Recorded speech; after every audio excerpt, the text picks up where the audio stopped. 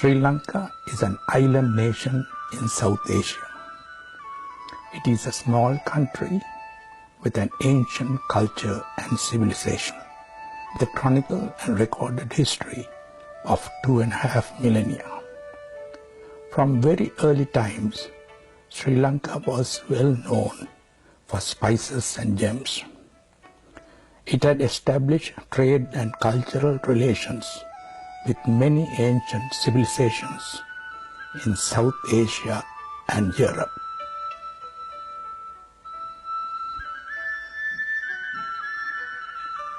Throughout history, it has been known by different names. Greeks called it Taprobane. The Arabs called it Serendib, from which the English word serendipity derived. Portuguese called it Ceylon, Dutch called it Ceylon, and the British called it Ceylon. Sri Lanka is the ancient name meaning the resplendent island. The Greek astronomer Ptolemy, who is regarded as the father of modern geography, compiled this map of Sri Lanka in the 2nd century AD, which he called Taprobane. This map was of such accuracy that it remained in use for over 16 centuries.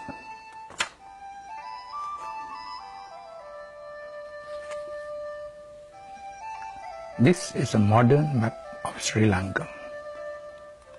We first visit Anuradhapura.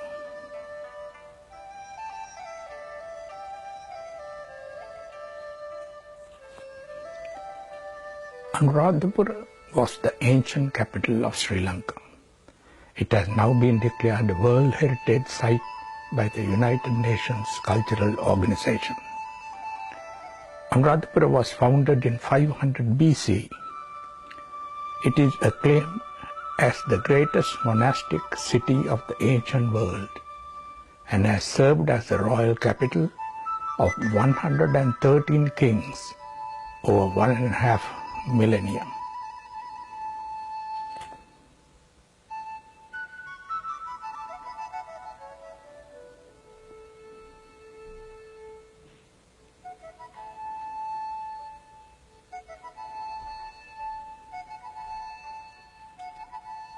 This is Mihintale in close proximity to Anuradhapura.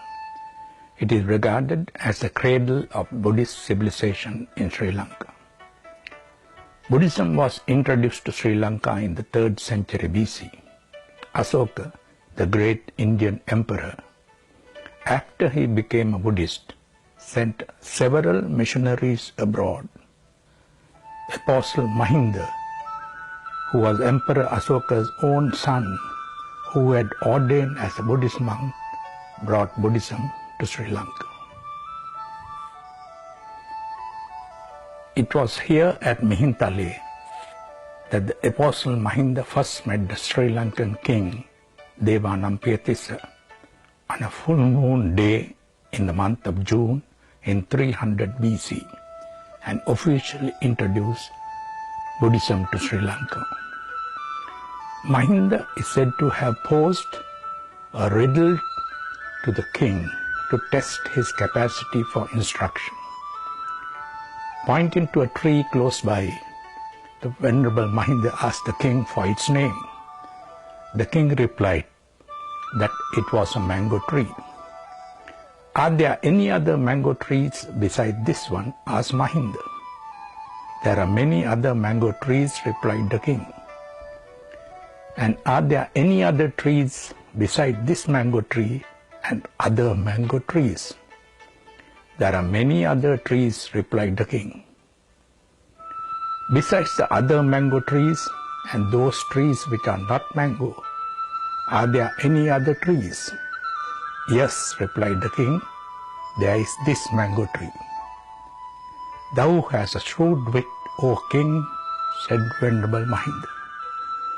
"The spot where this Socrates-like dialogue took place is marked by a rock slab.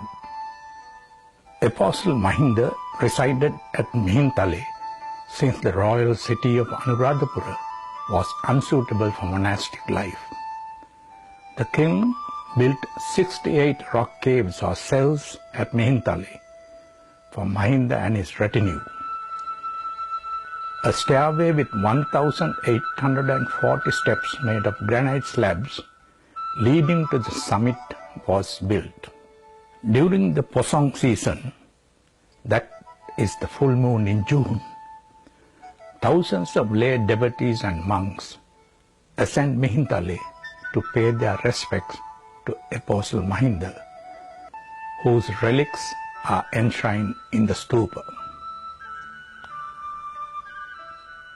During Posong, the Mihintale stupa is very well lit and illuminated with thousands of lights.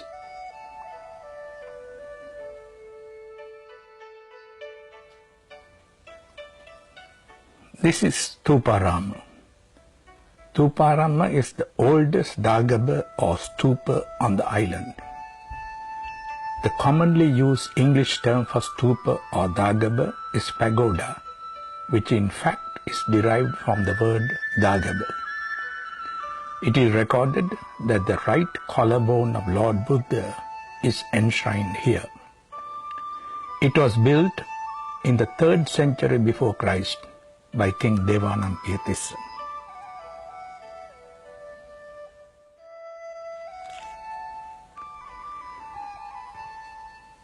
This is Sri Mahabodhi, or the sacred Bodhi tree in Anuradhapura.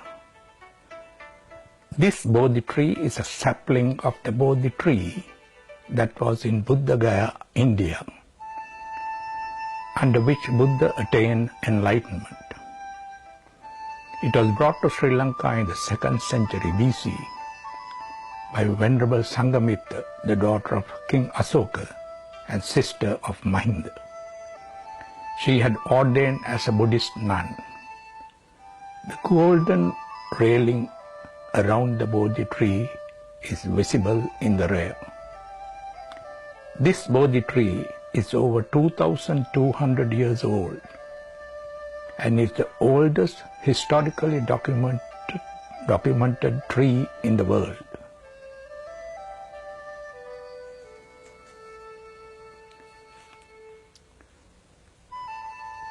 This is Ruwanvelisaya.